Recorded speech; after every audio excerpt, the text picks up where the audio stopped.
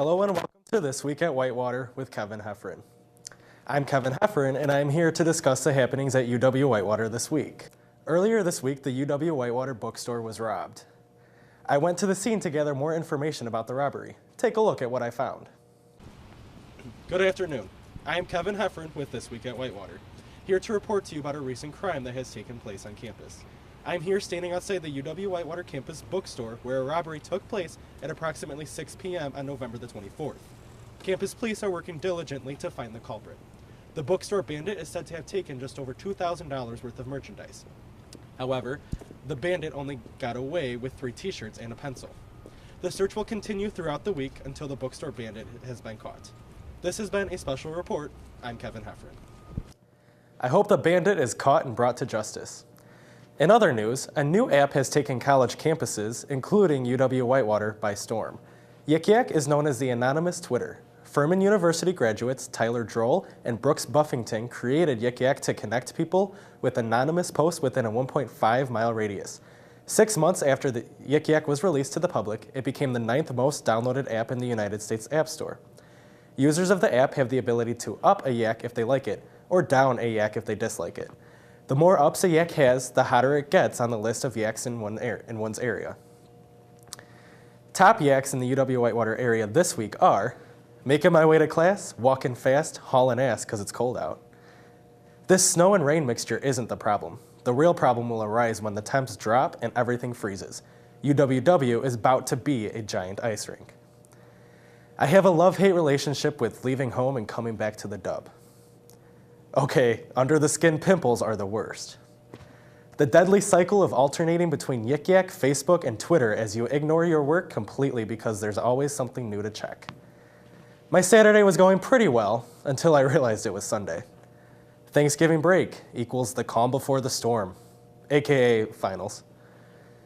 Already had a breakdown about this week and it hasn't even started yet. Those are some very interesting, yes, I think that's the word, Yik Yaks from students here at UW-Whitewater. Now I would like to focus our attention on a recent attack here on campus between a student and an infamous UW-Whitewater squirrel. I did an interview with the victim just weeks after the encounter. And I'm sitting here with UW-Whitewater student Andrea Sidleskis, who was recently involved in an attack on campus. Andrea, how are you today? Every day is a struggle, I'm not gonna lie to you. Why don't you tell us about what happened? It was a Monday morning. The worst day of the week. And it got even worse. I was walking to the Williams Center at like 8 in the morning. Just on the sidewalk, the same way I go every Monday, every day. Do you need more tissue? Take the whole box. Hold on, I'm sorry. Take as much time as you need. Then I made eye contact with him.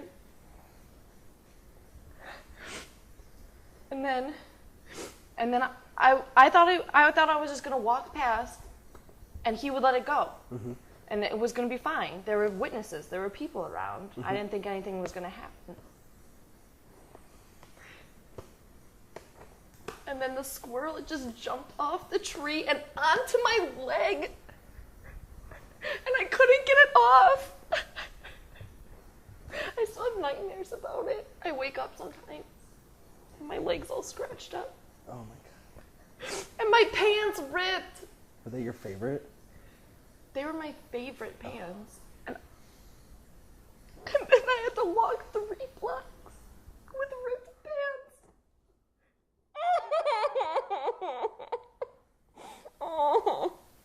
Oh my God, I can't believe that happened. How have you moved on from it? I haven't. Every time I see a squirrel, I think of that morning.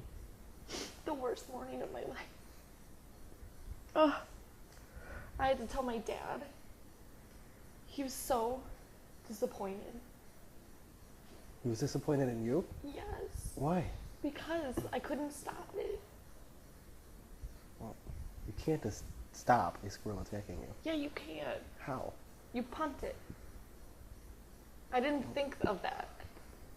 at the time, I was so embarrassed. People were gonna see. And then see my pants all ripped. And then I had to explain it. And I can't talk about it anymore. I don't want to tell anyone else. I think we need a cut.